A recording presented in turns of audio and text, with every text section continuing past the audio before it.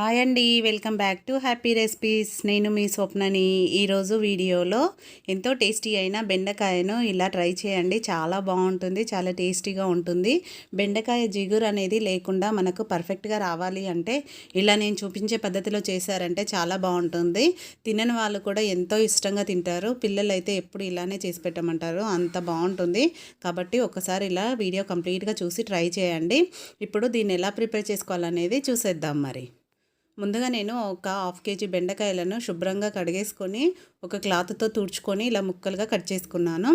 ఇప్పుడు స్టవ్ పైన ఒక ప్యాన్ పెట్టి అది కొంచెం వేడయ్యాక దాంట్లోకి ఒక టేబుల్ స్పూన్ ఆయిల్ వేసుకోవాలి. ఆయిల్ వేసుకొని ఈ బెండకాయలను దాంట్లో వేసుకోవాలి. ఇలా బెండకాయలను వేసుకున్నాక వీటిని మనము చిన్న మంట పైనే ఒక 5 నుంచి 6 నిమిషాల పాటు ఫ్రై చేసుకోవాలి. ఇలా చేసుకోవడం వల్ల మనకు బెండకాయ అనేది జిగురు అనేది లేకుండా టేస్ట్ అనేది చాలా బాగుంటుందండి. మినిమం ఒక 5 నిమిషాలన్నా అవుతుంది ఇలా మనము ఫ్రై చేసుకోవడానికి.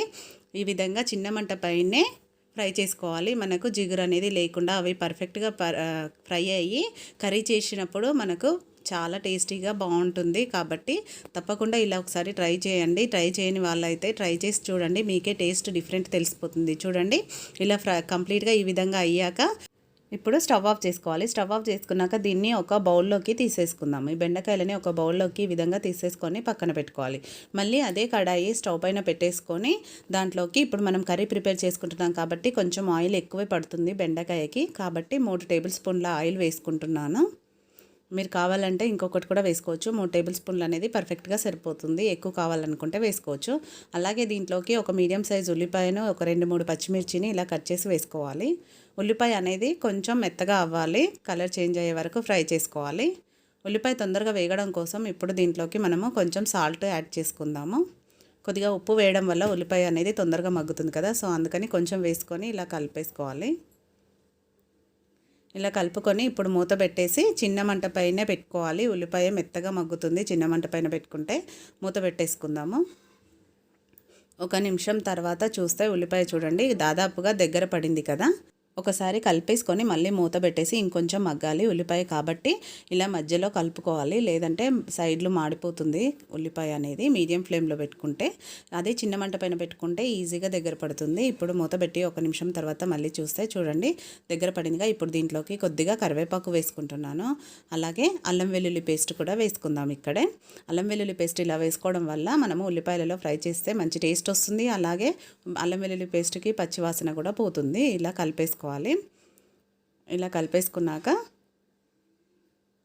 ఇప్పుడు మళ్ళీ మూత పెట్టేసుకుందాము. మూత పెట్టేసుకొని ఒక 1/2 మినిట్ వరకు ఉంచేసుకుందాం. చిన్న మంట పెట్టుకోవాలండి. మనం అల్లం వెల్లుల్లి పేస్ట్ వేసాక చిన్న మంట పైనే చేసుకోవాలి. ఇప్పుడు ఒకసారి కలిపేసుకొని దీంట్లోకి టమాటా యాడ్ చేసుకుందాం. నేను 2 మీడియం సైజ్ టమాటాలను ఇలా చిన్న ముక్కలుగా కట్ చేసుకున్నాను. టమాటా అనేది మీరు కావాలి అంటే వేసుకోండి, టమాటా వేసుకోవాలంటే. ఇప్పుడు పసుపు కూడా వేసేసుకుందాము.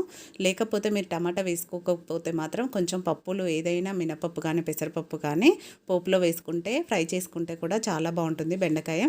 నేను ఇక్కడ టమాటా యాడ్ చేస్తున్నాను కాబట్టి బెండకాయ టమాటా కర్రీలాగా చేసుకుంటున్నాను.